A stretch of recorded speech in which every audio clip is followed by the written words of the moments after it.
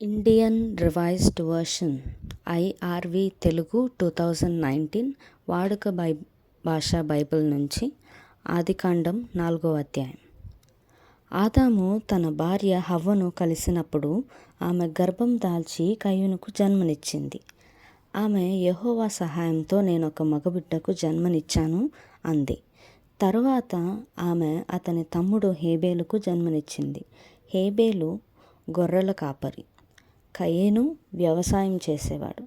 కొంతకాలం తర్వాత కయీను వ్యవసాయంలో వచ్చిన పంటలో కొంత యెహోవాకు అర్పణ ఇవ్వడానికి వచ్చాడు. హేబేలు కూడా తన మందలో తొలిచూలు పిల్లల్లో కొవ్వు పట్టిన వాటిని తెచ్చాడు.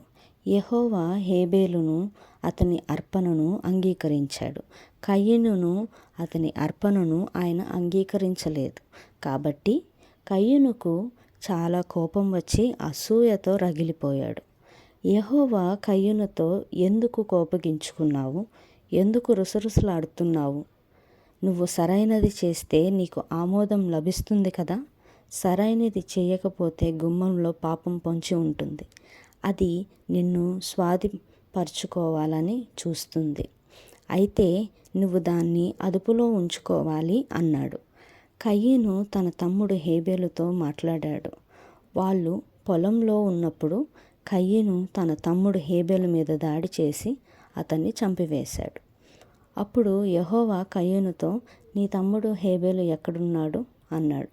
అతడు, నాకు తెలియదు, నేను నా తమ్ముడికి కాపలా వాడినా అన్నాడు. దేవుడు, నువ్వు చేసిందేమిటి? నీ తమ్ముడి రక్తం నేలలో నుంచి నాకు మొరపెడుతుంది. ఇప్పుడు నీ మూలంగా ఒలికిన నీ తమ్ముడి రక్తాన్ని మింగడానికి నోరు తెరిచి నీ నేల మీద ఉండకుండా నువ్వు శాపానికి గురయ్యావు. నువ్వు నేలను సాగు చేసినప్పుడు అది తన సారాన్ని ఇకపై నీకు ఇవ్వదు. నువ్వు భూమి మీద నుంచి అస్తమానం పారిపోతూ దేశదిమ్మరిగా ఉంటావు అన్నాడు. కయీను, నా శిక్ష నేను భరించలేనిది. ఈరోజు ఈ ప్రదేశంలో నుంచి నువ్వు నన్ను వెళ్ళగొట్టావు. నీ సన్నిధిలోకి నేనిక రావడం కుదరదు. ఈ భూమి మీద పలాయనం అవుతూ దేశదిమ్మరిగా ఉంటాను. నన్ను ఎవరు చూస్తే వాళ్ళు నన్ను చంపుతారు అన్నాడు. యెహోవా అతనితో, అలా జరగదు.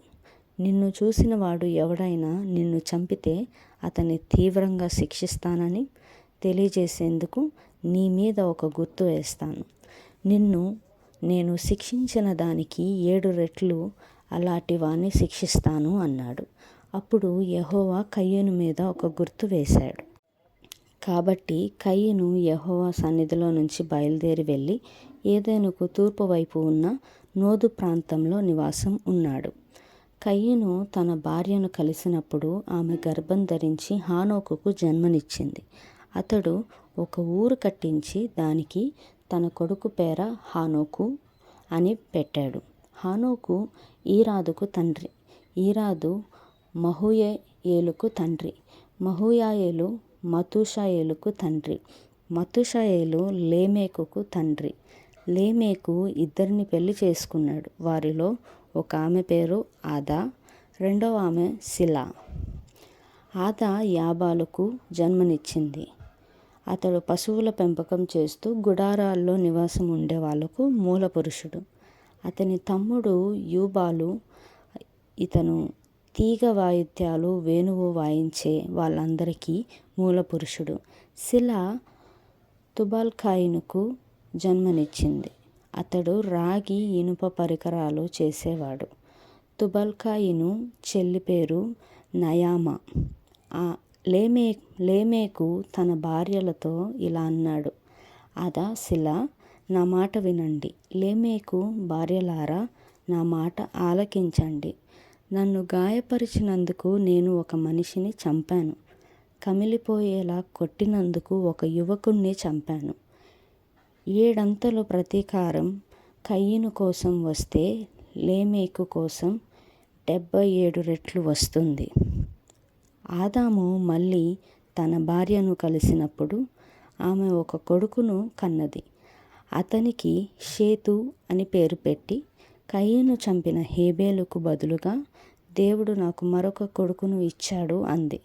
షేతుకు ఒక కొడుకు పుట్టాడు. అతని పేరు ఏనోషు. అప్పటి నుండి మనుషులు యెహోవాను ఆరాధించటం ఆరంభించారు.